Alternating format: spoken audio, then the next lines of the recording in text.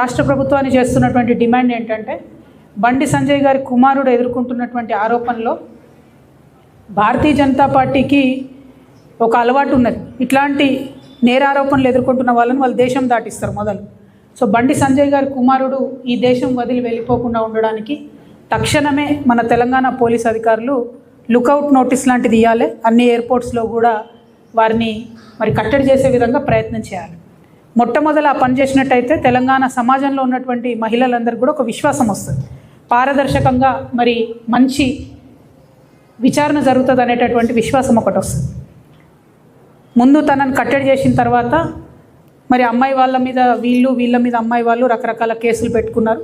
అది కోర్టు చట్టం ఎట్లా డిసైడ్ చేస్తే అట్లా జరుగుతుంది. కానీ ముందు తను బయటకు వెళ్లకుండా చూడాలి, పోలీస్ వాళ్ళు విశ్వాసాన్ని కల్పించాలి.